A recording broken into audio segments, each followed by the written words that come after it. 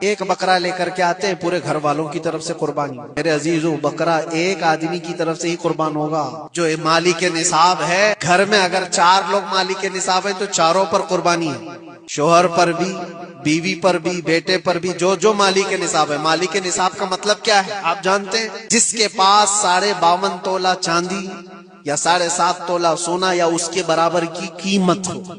دونوں میں سے کسی ایک کے برابر کی قیمت ہو.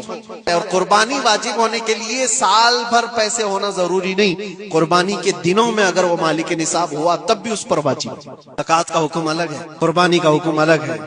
ہاں، بڑے جانور میں 7 حصے ہو سکتے ہیں. اونٹ ہوا یا بیل بھینس، یہ جو بڑے جانور ہیں ان جانوروں میں 7 حصے ہو سکتے ہیں اور ان میں شریک ہونا جائز ہے. لیکن 7 لوگ جو شریک ہو رہے ہیں ان کے لیے بھی شرط ہے کوئی ایک بندہ بھی اس میں غلط عقیدے والا بھی نہ ہو اور گوشت کی نیت سے شریک نہ ہوا ہو، بلکہ سب قربانی کی نیت سے آئے ہوں تو سب کی قربانی ہوگی. یہ خیال بھی رہے ضروری ہے جانور شریعت کے مطابق کا لے.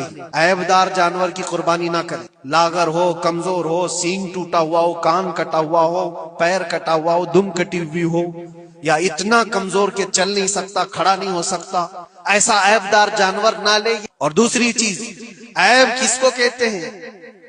عیب کس کو؟ کان میں اگر سوراخ ہے تو وہ مکروہ ہے لیکن قربانی ہے اس کی. ہاں، سینگ اگر بچپن اس کے پیدائشی نہیں آئے تھے تو جائز ہے اس کی قربانی. آئے تھے اور ٹوٹ گئے تو اس کی مقدار بتائی گئی ہے.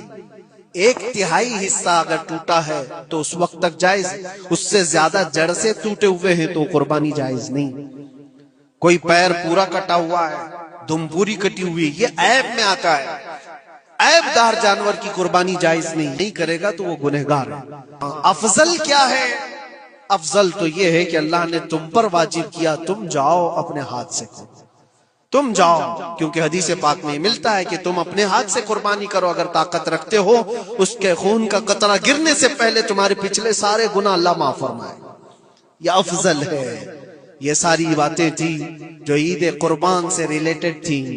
اللہ کریم ہم سب کو اس کی رضا کے لیے قربانی کرنے کی توفیق عطا فرمائے.